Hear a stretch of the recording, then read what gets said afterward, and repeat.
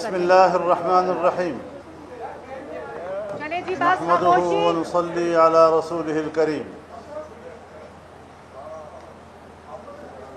Pakistan democratic movement کا سربراہی اجلاس آج یہاں منعقد ہوا۔ زوم پر جناب میاں محمد نواز شریف صاحب اور پاکستان مسلم لیگ کے صدر جناب میاں شہباز شریف صاحب اور جناب محمود خان اچکزئی شریک ہوئے۔ ایک طویل عرصے کے بعد پی ڈی ایم کا اجلاس ہوا ہے سربراہی، اور ملک کی جو صورتحال ہے اس پر بڑی سنجیدگی کے ساتھ غور کیا گیا۔ لیکن آپ کو یہ بتا دوں کہ پی ڈی ایم کا اجلاس ابھی جاری ہے اور چند روز مزید جاری رہے گا انشاءاللہ۔ اس میں حکمران اتحاد میں شامل دوسری تمام جماعتیں بھی شریک ہوں گی اور سیاسی صورتحال پر ان کی رائے لے کر ایک مشترکہ حکمت عملی اور مشترکہ رائے قائم کی جائے گی۔ آج کے اجلاس میں اس بات کو واضح کر دیا گیا ہے کہ الیکشن اپنے وقت پر ہوں گے، حکومت اپنا وقت پورا کرے گی انشاءاللہ العزیز، اور عمران خان کے گزشتہ 3.5 سالوں کا گند ایک سال میں صاف کرنا مشکل ہے۔ الیکشن ہوں گے وقت پر، آئندہ 5 سالوں میں ہم انشاءاللہ ان کے تمام گند کے کچرے کو صاف کر دیں گے۔ ہم ان کے جھوٹے بیانیے کو شکست دیں گے۔ صبح کچھ بولتا ہے تو شام کو کچھ بولتا ہے، قوم کو گمراہ کر رہا ہے، نوجوانوں کو گمراہ کر رہا ہے، اور سمجھتا ہے کہ جھوٹ کی اساس پر پاکستان کی سیاست اوپر جائے گی۔ سوال ہی پیدا نہیں ہوتا۔ انشاءاللہ ہم اس ملک کو بچائیں گے، اس کے مستقبل کو بچائیں گے۔ اس کے اقتصاد کو بہتر بنانا ایک بہت بڑا چیلنج ہمارے لیے بنا ہوا ہے، اور انشاءاللہ ہم قوم کو اطمینان دلائیں گے کہ ملک کی معیشت اس حد تک خراب ہونے کے بعد کس طرح بحال کی جاتی ہے۔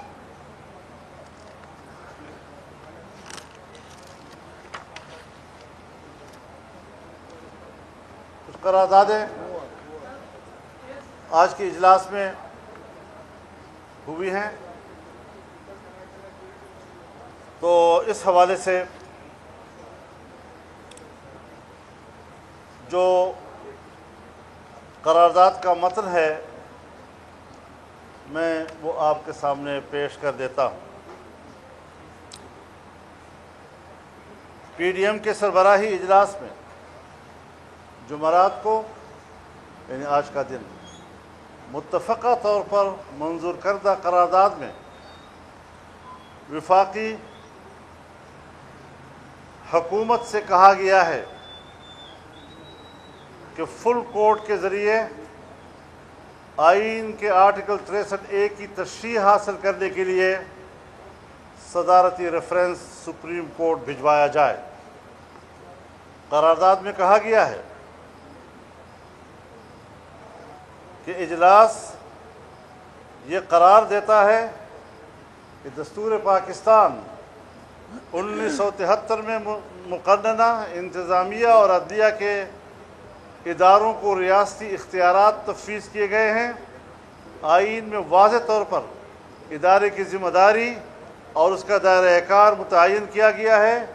کوئی ادارہ دستور کے تحت کسی دوسرے کام میں مداخلت نہیں کر سکتا، اور نہ ہی کسی دوسرے ادارے کی ذمہ داری کو خود سر انجام دے سکتا ہے۔ اجلاس کی متفقہ رائے ہے کہ آئین کے آرٹیکل 63A کی تشریح کے حالیہ عدالت عظمیٰ کے فیصلے سے شدید ابہام، افراتفری اور سیاسی بحران پیدا ہوا ہے، اور یہی سیاسی بحران پاکستان میں معاشی بحران کا سبب بن رہا ہے۔ فیصلہ دینے والی عدالت عظمیٰ کے 5 رکنی بینچ کے 2 معزز جج صاحبان نے 3 جج صاحبان کی اکثریتی رائے سے اختلاف کرتے ہوئے فیصلے کو آئین میں اضافہ قرار دیا ہے۔ ملک کی نمائندہ سیاسی و جمہوری جماعتوں نے اس پر اپنی بے چینی اور تحفظات کا اظہار کیا ہے، کیونکہ عدالت عظمیٰ کے فیصلے میں تشریح کے دستوری حق سے تجاوز کیا گیا ہے، جس سے نہ صرف ایک آئینی تجاوز کیا گیا ہے، جس سے نہ صرف ایک آئینی اور سیاسی بحران پیدا ہوا، بلکہ اس کے نتیجے میں ملک میں شدید سیاسی عدم استحکام نے بھی جنم لیا ہے۔ سپریم کورٹ بار ایسوسیشن سمیت پاکستان بھر کی نمائندہ وکلاء تنظیموں، نامور قانون دانوں، میڈیا اور سول سوسائٹی نے بھی عدالت عظمیٰ کے فیصلے سے اتفاق نہیں کیا ہے اور اسے دستور کی کھینچی ہوئی لکیر سے انحراف اور تجاوز سے تعبیر کیا ہے۔ قومی اسمبلی اور پھر پنجاب اسمبلی میں وزیر اعلیٰ کے حالیہ انتخاب کے دوران آرٹیکل 63A کی تشریح کے تناظر میں جو الگ الگ معیارات اور تشریحات سامنے آئی ہیں، اس نے سیاسی جماعتوں، وکلاء برادری، میڈیا اور سول سوسائٹی کے خدشات کو درست ثابت کیا ہے۔ لہذا ملک کو اس آئینی اور قانونی اور سیاسی بحران سے نکالنے کے لیے مطالبہ کیا جاتا ہے کہ صدارتی ریفرنس سپریم کورٹ کو بھجوایا جائے تاکہ فل کورٹ تشکیل دے کر اس معاملے پر تشریح حاصل کی جا سکے۔ دوسری قرارداد، پاکستان ڈیموکریٹک موومنٹ کا اہم سربراہی اجلاس جو آج منعقد ہوا، جس میں متفقہ طور پر منظور کردہ قرارداد میں الیکشن کمیشن آف پاکستان سے مطالبہ کیا گیا ہے کہ 8 سال سے زیر التوا فارن فنڈنگ کیس کا فی الفور فیصلہ سنایا جائے۔ قرارداد میں کہا گیا ہے کہ پاکستان ڈیموکریٹک موومنٹ کا یہ سربراہی اجلاس مطالبہ کرتا ہے کہ الیکشن کمیشن آف پاکستان آئین، قانون اور انصاف کے تقاضوں کے مطابق اپنی ذمہ داری پوری کرتے ہوئے فارن فنڈنگ کیس کا فیصلہ مزید کسی تاخیر کے بغیر صادر کرے۔ اس تاخیر میں تشویش کا پہلو یہ ہے کہ اسٹیٹ بینک آف پاکستان کے فراہم کردہ ناقابل تردید شواہد، سیکورٹی کمیٹی کی رپورٹ، غیر جانبدار آڈیٹرز کی فورنزک تجزیے سے تمام جرائم ثابت ہو گئے ہیں۔ ثابت ہو چکا ہے کہ پی ٹی آئی نے ہر سال الیکشن کمیشن سے اپنے درجنوں اکاؤنٹ چھپائے، جھوٹے اور جعلی بیان حلفی، سرٹیفکیٹ اور ڈکلیریشن جمع کرائے۔ 88 غیر ملکی شہریوں نے ممنوعہ غیر ملکی فنڈنگ کی، جس میں اسرائیل اور بھارت کے شہری بھی شامل ہیں۔ 350 غیر ملکی کمپنیوں نے ممنوعہ فنڈنگ کی، منی لانڈرنگ ہوئی۔ پارٹی کے مرکزی دفتر کے ملازمین کے نجی اکاؤنٹس کے ذریعے ملک کے اندر اور باہر سے بھاری رقوم جمع کی گئیں۔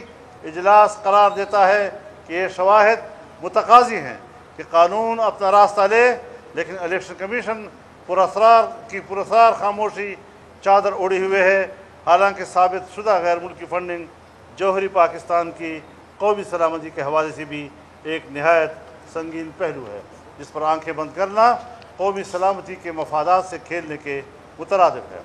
اجلاس محسوس کرتا ہے کہ اس اہم مقدمے کے فیصلے کے سامنے آنے میں 8 سال کی طویل تاخیر نے ملک میں لاقانونیت کو فروغ دیا ہے اور اداروں کی کمزوری کا تاثر مضبوط ہو رہا ہے۔ یہ صورتحال کسی جمہوری معاشرے کے لیے مفید نہیں، اس لیے ضروری ہے کہ سیاسی جماعتوں کی تنظیم اور مالیاتی امور سے متعلق اس اہم مقدمے میں فیصلہ صادر کر کے آئین اور قانون کی حکمرانی کو یقینی بنایا جائے۔ اجلاس اس امر پر تشویش کا اظہار کرتا ہے کہ فوراً اور ممنوعی غیر قانونی فنڈنگ کی مرتکب جماعت اور اس کے سربراہ نے ملک کے آئین اور قانون کو مذاق بنا رکھا ہے، اور اس سے یہ تاثر مضبوط ہو رہا ہے کہ ریاستی اداروں کی ڈھیل کے نتیجے میں اس شخص نے خود کو قانون سے بالاتر سمجھ لیا ہے۔ اس کیس میں فوری فیصلہ آنا اس لیے بھی ضروری ہے تاکہ یہ ثابت ہو سکے کہ پاکستان میں آئین اور قانون کی حکمرانی اور طاقتور مجرم قانون کے تابع ہیں۔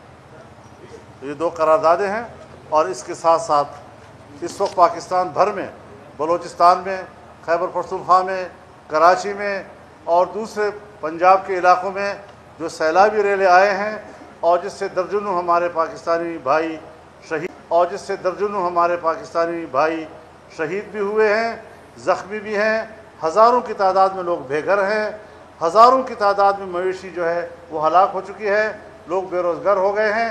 तो आज के इजलास ने उनके साथ यकजहती का इजहार किया, हमदर्दी का इजहार किया और हुकूमत को मशवरा दिया है कि वो उनके तमाम कर्ज़े माफ़ करे, उनको आफतज़दा इलाका करार दे और उस हवाले से उन्हें तमाम मराहत उनको दिए जाए। ज़री कर्ज़ी से में आते हैं सारे। बहुत शुक्रिया आप हजरात का जनाब वाला।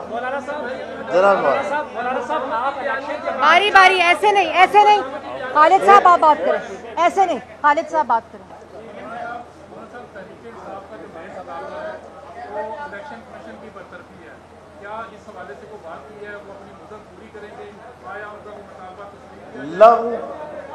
लग़्व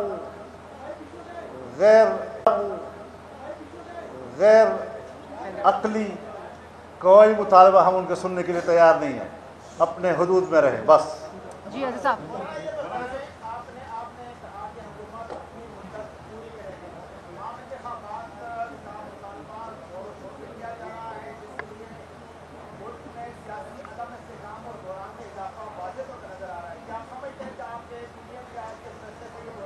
देखिए मैं गुजारिश करूं आपसे, हम इनके पावर को समझते हैं। सोशल मीडिया फेक अकाउंट्स पर उनका पूरे प्रोपेगेंडे का दारोमदार है। एक झूठी खबर के पीछे 1000 लाइक्स फेक्स डाल देते हैं और वो समझते हैं कि शायद ये आवाम की आवाज़ है। हम आवाम की आवाज़ को जानते हैं, हम आवाम की आवाज़ में रहते हैं और हम इनके ये जो छोटी मोटी तितलियाँ आगे पीछे होती हैं, इनकी कोई हैसियत नहीं है।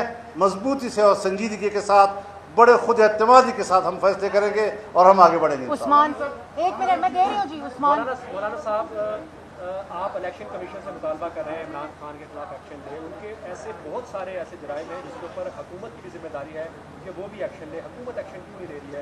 जिस तरह से इस सिलसिले में हुकूमत के अंदर हुकूमती सतह पर कुछ फैसले हुए और वो 1-2 दिन में सामने आ रहे हैं। वो सारे बड़े बड़े जराइम, ये जुर्म का मगरमच्छ है। इससे बड़ा मुजरिम पाकिस्तान की तारीख में शायद आपको मिलेगा ही नहीं, जो कानून से अपने आप को बालातर समझता है। अब इसके गिरबान में हाथ पड़ेगा और ऐसा आसान नहीं है कि वो इन चीज़ों को हजम करेगा। कभी कहता है जी अमेरिका ने मुझे हटाया है, अमेरिका तो तुम्हें लाया था। हाफिज साहब, और आपके घर का मकान का E7 में किराया 8-9 साल तक देता रहा है और जिसने ये बात कही है वो कहते मैं अदालत में जाने के तैयार हूँ उनके साथ। जी हाफिज साहब,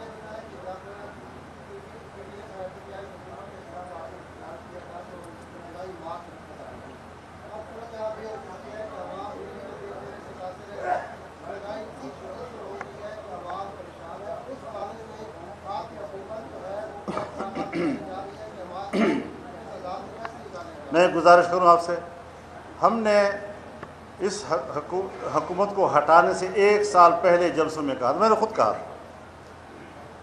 कि मसला जो माशी बहरान पैदा हुआ है ये बड़ा चैलेंज नहीं है। मुल्क को दोबारा माशी तौर पर उठाना ये बड़ा चैलेंज होगा और वही हम देख रहे हैं कि किस तरीके से क्या क्या मुश्किलात हमें दरपेश हो रही हैं। और हम आज, मैं कम अज़ कम आप समझेंगे कि शायद वो अपने अंदर की कमज़ोरी बता रहा है, लेकिन अब भी ब्यूरोक्रेसी के अंदर वो अनासर मौजूद हैं जो हुकूमती फ़ैसलों को नाकाम बनाने की कोशिशें कर रहे हैं और पुराने निज़ाम के तसलसल हैं। इन सब के लिए हमने कहा है कि इसका फ़ौरन इलाज होना चाहिए। मौलाना ये बताएं कि एक तो आपने कहा कि PDM का इजलास जारी रहेगा और उसमें दीगर जमातें भी शरीक होंगी। क्या आप पीपल्स पार्टी को वापस PDM में शामिल कर रहे हैं और दीगर जो इत्तेहादी जमातें हैं हुकूमत की उनको भी शामिल कर रहे हैं? एक तो ये मेरा सवाल है और दूसरा ये बता दें क्या आप भी कोई सिस्टम में मुदाखलत हो रही है? क्योंकि अब तक तो यही मौक़िफ़ रहा है कि सब न्यूट्रल हैं। क्या मुदाखलत आपने जो बात कही है मैं उसका ज़रा एक और पहलू से जवाब देना चाहता हूँ जी। एक तो सरदस्त यही फ़ैसला हुआ है कि अगला इजलास जो हमारा होगा उसमें तमाम हुकूमती इत्तेहाद के अरकान सारे शामिल होंगे, नंबर 1। नंबर 2 ये कि मुल्क की मईशत से बराह रास्त जिन महकमों का ताल्लुक़ है उनको फ़ौरन हिदायत दी जा रही हैं कि वो मंगल को और बुध को हमें ब्रीफिंग दें और अपनी कारकर्दगी हमें बताएं ताकि हम उन पर उनकी मज़ीद आगे रहनुमाई कर सकें।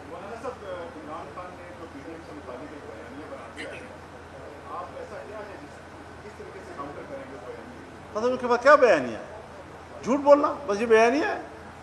गलत बात कह देना ये बयानिया है ना? खुदा का खौफ करो यार, आप लोग बड़े संजीदा लोग हैं, इल्ज़ाम लगा देना तो बस ये बयानिया है।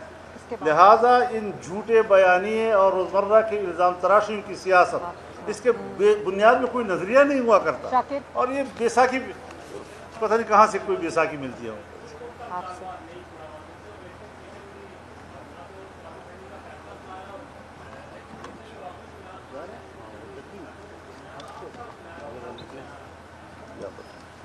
जी बहुत शुक्रिया। अब माइक बंद हो गया तो कहाँ से ऑन करूँ अब इसको? जी आ रही है आवाज़? हाँ जी ओके। बिस्मिल्लाहिर्रहमानिर्रहीम। आपने बड़ा पर्टिनेंट सवाल पूछा और आई थिंक फुल कोर्ट का मुतालबा इसलिए रिजेक्ट हुआ क्योंकि इस किस्म का यकतरफा नाइंसाफ़ी पर मबनी फ़ैसला आना था। और अगर फुल कोर्ट बन जाता तो खौफ था ना, इस वजह से फुल कोर्ट नहीं बनाया क्योंकि ये नाइंसाफ़ी करनी थी, क्योंकि ये लाडले को नवाजना था, क्योंकि यकतरफा फ़ैसला करना था जिसमें इंसाफ का कत्ल हुआ है। तो ज़ाहिर है फुल कोर्ट में तो बहुत मुअज़्ज़ज़ जज साहबान शामिल हैं जो ऑनेस्ट हैं, जिनकी शोहरत दागदार नहीं है। तो उनकी मौजूदगी में इस किस्म का फ़ैसला करना वो मुश्किल तो नहीं, मैं कहूँगी नामुमकिन हो जाता, इसलिए फुल कोर्ट नहीं बना। और अगर नीयत में कोई ख़राबी ना होती, अगर आपने ये नाइंसाफ़ी ना करनी होती तो आपको कोई आर नहीं था। कहते जी फुल कोर्ट बनाएं, बैठें, चैलेंज करें। लेकिन देखें जब आपने चंद हफ्ते पहले एक बिल्कुल फ़र्क फ़ैसला दिया और इस फ़ैसले में जो आपने परसों दिया है उसमें आपने अपने पिछले फ़ैसले को खुद ही उड़ा के रख दिया, तो ऐसी चीज़ का जो वो फुल कोर्ट तो ये न करता, तो ज़ाहिर है फिर फुल कोर्ट तो नहीं बनाया, इसीलिए इनकार हो गया। मुझे पूरा यकीन था, हमारे कई साथियों ने कहा कि फुल कोर्ट बनेगा, मैंने उनको कहा कि फुल कोर्ट नहीं बनेगा। फुल कोर्ट तब बनता जब इंसाफ होता और उस पर स्टैंप लग जाती। ये फ़ैसला करना था तो फुल कोर्ट नहीं बना। अब फ़ैसले की तरफ आ जाएं, मुझे उस पर भी बात करनी है। देखें फ़ैसले में लिखा, मैं एक एक्सर्प्ट पढ़ के सुनाती हूँ कौम को। Thirdly, if a judge has unconsciously followed an incorrect view of law, he has, by conscious application of mind, the freedom to adopt the correct view of law subsequently. यानी कि अगर अनजाने में किसी जज साहब से कोई गलती हो गई है तो उसके बाद उसको ये मौका मिलना चाहिए कि वो अपनी गलती को उसकी तस्हीह करे और करेक्ट व्यू ले लॉ का। अब ये बताएं कि गलती अगर की तो वो भी लाडले के हक़ में, उसकी तस्हीह की तो भी लाडले के हक़ में। ये कैसी तस्हीह है भाई, और वो कैसी गलती थी। और फिर आप ये देखें, हमारे 25 मेंबरान भी इमरान की झोली में और चौधरी शुजात हुसैन साहब के 10 मेंबरान भी इमरान की झोली में। ये है गलती और ये है उस गलती की तस्हीह। तो ये मैंने पहले भी टीवी पर, ये ट्विटर पर मैंने लिखा कि ये अदालती कत्ल हुआ है, लेकिन इस बार कत्ल जो है वो इंसाफ का हुआ है, अदल का हुआ है। मेरा ख्याल है कि गलती की तस्हीह अगर करनी थी तो इकामा की गलती, जिसको पूरी दुनिया ने, जिसका मजाक उड़ाया, पूरी दुनिया में वो एक रहती दुनिया तक एक ऐसा मजाक बन गया है जिसकी कोई दुनिया में जस्टिफिकेशन नहीं है, उसके बाद तस्हीह करनी थी।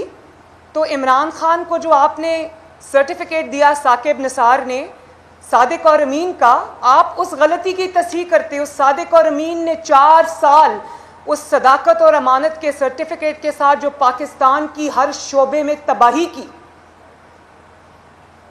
अगर आपने गलती की तस्हीह करनी थी तो एक झूठे शख्स को, एक बेईमान शख्स को ایک چور کو, ایک مجرم کو آپ نے صادق اور امین بنا کے قوم کے سر پہ 4 سال مسلط رکھا. غلطی کی تصحیح آپ نے کرنی تھی تو آپ جو شوکت عزیز صدیقی صاحب کا ایک بہت سٹارٹلنگ ریولیوشن تھا جس نے سب کچھ ایکسپوز کر کے رکھ دیا, آپ ان کی سنتے. وہ ریٹائر ہو گئے لیکن ان کی بات کسی نے نہیں سنی. سپریم جوڈیشل کونسل میں آج بھی ان کا مقدمہ جو ہے نا وہ نہیں سنا جا رہا. وہ شخص اپنی نوکری کی مدت پوری کر کے چلا گیا. تصحیح کرنی تھی تو ارشد ملک صاحب نے اتنا بڑا آن ریکارڈ بیان دیا کہ نواز شریف کے ساتھ جتنی بھی زیادتی ہوئی, جو ناانصافی ہوئی, وہ مجھے بلیک میل کر کے لی گئی. تصحیح کرنی تھی تو اس کی کرنی تھی. آپ بھلے معافی نہ مانگتے, نواز شریف صاحب سے ان کی ہوئی زیادتیوں پر دوربینیں لگا کر آپ دیکھتے رہے کہ نواز شریف کے خلاف دنیا بھر میں کوئی ثبوت مل جائے. وہ آپ کو نہیں ملا کیونکہ ثبوت تھا ہی نہیں. ثبوت اس لیے نہیں تھا کہ گناہ تھا ہی نہیں, جرم تھا ہی نہیں, لیکن آپ نے وہ نواز شریف صاحب کے ساتھ زیادتی کو برقرار رکھا, بلکہ بجائے اس کے کہ تصحیح کرتے آپ زیادتی در زیادتی کر رہے ہیں. اور آپ نے کس طرح کل پرسوں نواز شریف کے ساتھ پھر زیادتی کی وہ بھی سن لیں. پہلے جب نواز شریف جماعت کا سربراہ ہے اور اگر اس کا کوئی مقدمہ آتا ہے عدالت میں تو عدالت یہ تعویلیں دیتی رہتی ہے, جسٹیفیکیشنز دیتی رہتی ہے کہ پارٹی کا سربراہ یا پارٹی ہیڈ ہی سب کچھ ہوتا ہے, اس کے علاوہ اور کوئی کچھ نہیں ہوتا. اور جب لاڈلے کی باری آتی ہے تو چند ہفتوں کے بعد ہی آپ کہتے ہیں کہ پارٹی ہیڈ کچھ نہیں ہوتا, جو ہوتا ہے وہ پارلیمانی پارٹی ہوتی ہے. یہ اس قسم کی باتیں تو کوئی بچے بھی نہیں کرتے آج کل. بہت حیران کن. میں آنیسٹلی جب یہ فیصلہ آیا تو میں یہ دل میں سوچ رہی تھی کہ چیف جسٹس صاحب آپ کیا کر بیٹھے اپنے ساتھ. ہمیں تو عادت ہو گئی ہے اس قسم کے فیصلوں کی. ہمارا تو ووٹ بیس بھی چارج ہو جاتا ہے, ہمارا ورکر کھڑا ہو جاتا ہے, ہمیں فائدہ ہوتا ہے, لیکن کس کو نقصان ہوا. میں نے اس دن اپنی پریس کانفرنس میں بھی کہا تھا کہ کوئی توہین عدالت ادارے کے اندر سے نہیں, باہر سے نہیں ہوتی. میں ادارے کی توہین نہیں کر سکتی, مولانا صاحب نہیں کر سکتے. ادارے کی توہین ادارے کے اندر سے ہوتی ہے جب اس قسم کے فیصلے آتے ہیں. پھر اس کے بعد عدالت کا کام ہے آئین کی تشریح کرنا, آئین سازی کرنا عدالت کا کام نہیں ہے. اور اگر آپ نے آئین سازی کرنی ہے جو کہ آپ نے کی تو آپ پارلیمنٹ کو تالا لگا دیں. اگر آپ نے وزیر اعلیٰ اور وزرائے اعظم آپ نے مقرر کرنے ہیں تو آپ اسمبلیوں کو, پارلیمنٹ کو, پنجاب اسمبلی کو تالا لگا دیں. اب کچھ بھی آپ کر لیں, پرویز الہی صاحب ہمیشہ کے لیے عدالتی وزیر اعلیٰ کہلائیں گے. وہ عدالتی وزیر اعلیٰ ہے. اس کی وجہ یہ ہے, ایک تو ان کے 10 ووٹ ہیں, اور پھر اس کے بعد آپ کچھ بھی کر لیں ان کو وزارت اعلیٰ حمزہ سے چھین کر ٹرے میں رکھ کر پاکستان کی سب سے بڑی عدالت کے 3 ممبر بینچ نے دی ہے. یہ عنایت جو ان پر ہوئی ہے وزارت اعلیٰ کی, یہ 3 ممبر بینچ کی دین ہے. اور پھر آئین کی تشریح آپ چہرے دیکھ کر اور پارٹیاں دیکھ کر اور پارٹی ہیڈ دیکھ کر بدلتے ہیں. نواز شریف ہو تو آئین کی تشریح کچھ ہوتی ہے, اس کے چند ہی ہفتے بعد اگر عمران خان ہو تو اس میں آئین کی تشریح بھی بدل جاتی ہے, آئین کا حلیہ بھی بدل جاتا ہے. یہ ہے آپ کا انصاف. اور جس آئین کو پاکستان کی پارلیمنٹ نے بنایا, پاکستان کے سیاستدانوں نے بنایا, عوامی منتخب نمائندوں نے بنایا, اس آئین کو ایک 3 ممبر بینچ جو کہ خود کنٹروورشل ہے, جس کے اوپر انگلیاں اٹھ چکی ہیں, جو نواز شریف صاحب کے خلاف ہر فیصلے میں شامل ہوتا ہے, اور جان بوجھ کے اسی بینچ کو لایا جاتا ہے جو خود کنٹروورشل ہو گیا ہے. آپ اس بینچ کے ذریعے آپ پاکستان کے آئین کو عدالت سے اٹھا کر باہر پھینک دیتے ہیں, اس آئین کی آپ دھجیاں اڑا دیتے. تو اگر آپ یہ سمجھیں گے کہ اس قسم کے فیصلے ہم سر جھکا کر قبول کر لیں گے تو ایسا نہیں ہوگا. ہم اس آئین کے رکھوالے ہیں. اگر تالا لگانا ہے تو لگائیں پھر پارلیمنٹ کو. اور پھر ڈیپٹی اسپیکر اگر مسلم لیگ نون کا ہو تو وہ ڈیپٹی اسپیکر کو عدالت میں کٹہرے میں بلا کر کھڑا بھی کیا جائے گا, اس کی رولنگ بھی غلط قرار دے دی جائے گی. لیکن ڈیپٹی اسپیکر اگر عمران خان صاحب کا ہو تو عدالت اس کو بالکل نہیں بلائے گی, بلکہ عدالت قاسم سوری کو جال سازی کرنے کے اوپر 2.5 سال سے سپریم کورٹ آف پاکستان نے اسٹے دیا ہوا ہے. یہ ہے تفریق, یہ ہے ڈسکرمنیشن, یہ ہے عدالتی جس کو کہتے ہیں نا انصافی.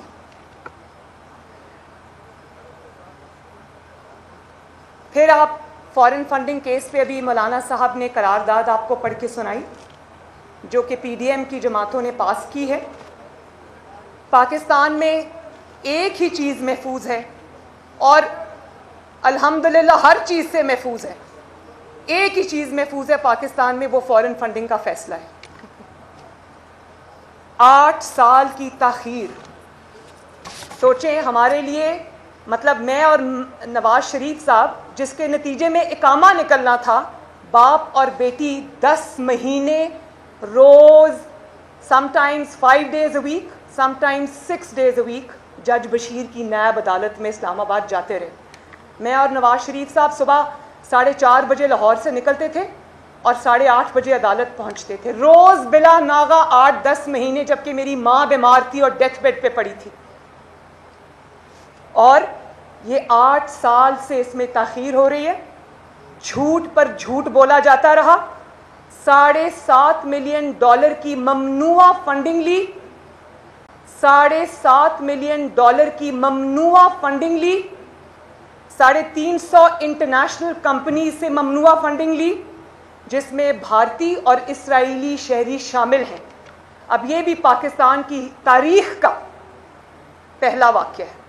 آپ صرف, میں یہاں کیونکہ مولانا صاحب کھڑے ہیں, میں اپنی بات چلیں چھوڑ دیں, اگر میں مولانا صاحب کی بات کروں, خدا نہ خواستہ مولانا صاحب نے یہ فنڈنگ اسرائیل سے اور بھارت سے لی ہوتی اور پاکستان کی اور دنیا بھر کی 350 کمپنیز سے ممنوعہ جعلی طریقے سے, پتہ نہیں وہ کیسا پیسہ تھا جو آیا تھا, ڈالرز میں آیا تھا, وہ لی ہوتی, تو کیا ہمارے ساتھ یہی برتاؤ ہوتا جو اب ہو رہا ہے؟ اس کی جگہ نواز شریف صاحب ہوتے, میں ہوتی, تو کیا ہوتا؟ وہ ایسا سلوک ہوتا کہ سوچ کے انسان کے رونگٹے کھڑے ہو جائیں. ابھی اقامہ تھا تو آج تک سزا پہ سزا, آج تک اقامے پر الیکٹڈ پرائم منسٹر کو نکال دیا اور پھر وہاں پر دل کو تسلی نہیں ہوئی, ان کی پریزیڈنٹ شپ پارٹی کی بھی چھین لی, کیونکہ اس وقت پارٹی صدارت ہی سب کچھ ہوا کرتی تھی. اب تو سنا ہے کہ پارلیمانی پارٹی معتبر ہو گئی ہے. پھر ہر سال ای سی پی سے جھوٹ بولتا رہا, جھوٹے سرٹیفکیٹس جمع کراتا رہا, جھوٹی ڈیکلریشنز جمع کراتا رہا, اپنے غیر ملکی اکاؤنٹس چھپائے, ملازموں کے نام پر پیسے منگواتا رہا, ان کے اکاؤنٹس میں پیسے منگواتا رہا خفیہ طریقے سے. اور پھر جب ای سی پی نے سوال کیا تو کہا اپنے چند لوگوں کے نام لے کر پارٹی کے ان کے سینئر ممبران ہیں ان پہ ڈال دیا سارا کچھ, حالانکہ غضب خدا کا کہ سارے جو کام ہوئے ہیں فارن فنڈنگ میں عمران خان کے سگنیچرز کے ساتھ ہوئے ہیں, اس کے دستخط ہیں موجود. کس طرح وہ اس سے آنکھ چرا سکتا ہے یا کس طرح مظلوم بن سکتا ہے؟ میں فارن فنڈنگ کیس کا فیصلہ قوم کے سامنے جلد از جلد لانے کا مطالبہ کرتی ہوں. میں الیکشن کمیشن آف پاکستان سے یہ مطالبہ کرتی ہوں کہ جو خفیہ اکاؤنٹس اس نے آج تک خفیہ رکھے ہوئے وہ قوم کے سامنے لائے جائیں. ایک غبن, ایک غداری جو اس نے پاکستان کی قوم میں کے ساتھ فارن فنڈنگ کی صورت میں کی ہوئی ہے, وہ ایک جو اس کا سارے حقائق ہیں وہ قوم کے سامنے لائے جائیں اور بلا تاخیر لائے جائیں. اور آپ یہ دیکھیں کہ عمران خان کی حیثیت پاکستان کی سیاست میں ایک بلی سے زیادہ کی نہیں ہے. وہ ای سی پی چیئرمین جس کو اس نے خود اپوائنٹ کیا, یہ جو کیا نام ہے ای سی پی چیئرمین کا, سکندر سلطان راجہ صاحب, وہ عمران خان کے اپنے اپوائنٹڈ ہیں اور پہلے ان کی دن رات تعریفیں ہوا کرتی تھیں. تو یہ جو بلی ہے عمران خان, اس کی حیثیت ایک بلی سے زیادہ نہیں ہے. ہر اس میں وہ ٹریٹ موجود ہے جو ایک بلی کا ہوتا ہے. اور آپ یہ دیکھیں کہ جب اس کو کسی چیز کا خوف ہوتا ہے کیونکہ اس نے وہ گناہ کیا ہوتا ہے تو یہ اس ادارے کے سربراہ کو اٹیک کرتا ہے. پہلے سے یہ اس کو پتا تھا کہ فارن فنڈنگ کی اب فائنڈنگز کمپلیٹ ہو چکی ہیں, فیصلہ محفوظ ہو چکا ہے, تو آپ دیکھیں کس طرح اس نے یہ اٹیک جو ہے وہ ای سی پی کے چیئرمین کے اوپر لانچ کیا. اس کی وجہ یہ ہے کہ چوری کی ہوئی ہے, چوری سے ہاتھ رنگے ہوئے ہیں, غلط کام کیے ہوئے ہیں. وہ جو ممنوعہ فنڈنگ آئی ہے وہ کہاں خرچ ہوئی ہے اس کا حساب تو بعد میں ہوگا. وہ اس پاکستان میں ڈی اسٹیبلائزیشن لانے کے لیے خرچ ہوئی ہے, اس پاکستان میں الیکٹڈ گورنمنٹس کو اٹھا کے باہر پھینکنے کے لیے خرچ ہوئی ہے, اس پاکستان میں سازشوں کو پنپنے کے لیے وہ فنڈنگ خرچ ہوئی ہے. وہ پاکستان کے خلاف فنڈنگ تھی, پاکستان کے خلاف استعمال ہوئی ہے, اس میں ہم بعد میں جائیں گے. لیکن یہ کوئی طریقہ نہیں ہے, یہ ہمیں منظور نہیں ہے کہ یہ بلی بن جائے اور آ کر گالیاں نکالے اور اپنے حق میں فیصلے لے. یہ نہیں ہوگا. یہ 3 ممبر بینچ تو کر سکتا ہے, یہ ہم نہیں کر سکتے. اور آخری بات, اگر فارن فنڈنگ کیس کا فیصلہ نہیں آتا تو پھر تمام جماعتوں کی مشاورت کے ساتھ ہم ECP کے سامنے دھرنا دیں گے. جی جی ایک منٹ, جی ایک منٹ بھائی ان کو کہو. اس کے بعد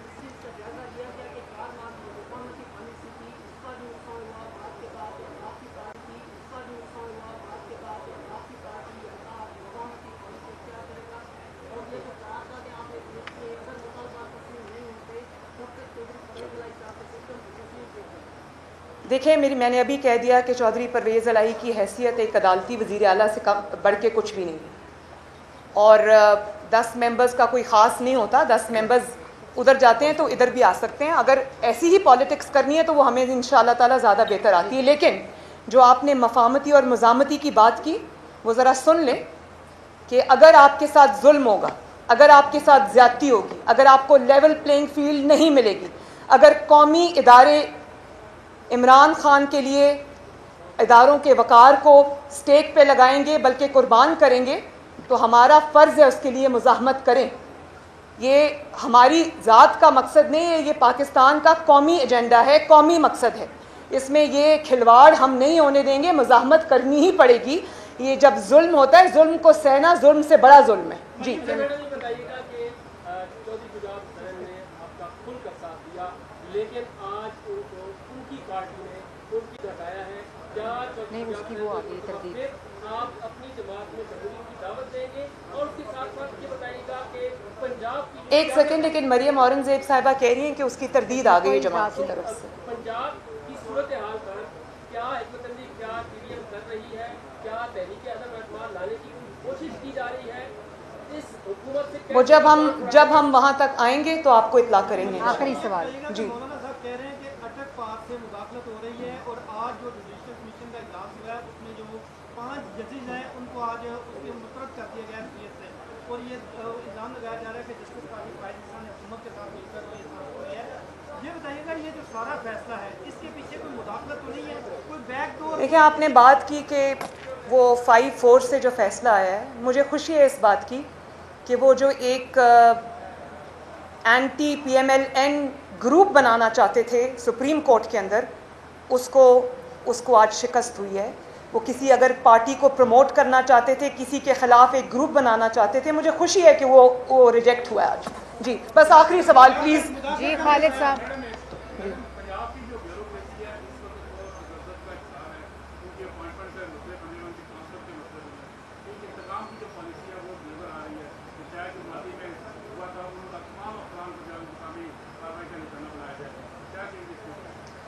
دیکھیں, یہ اتنا آسان کام نہیں کہ اٹھا کے نشانہ بنا دینا. ہم لوگ ہیں ابھی, اور یہ جو حکومت عدالت کی وجہ سے وزیر اعلیٰ جو عدالت کے یہ بنے ہیں, تو یہ انشاءاللہ تعالی عوام کی قوت سے یہ ان کا ٹھہرنا مشکل ہو جائے گا. بہت بہت شکریہ.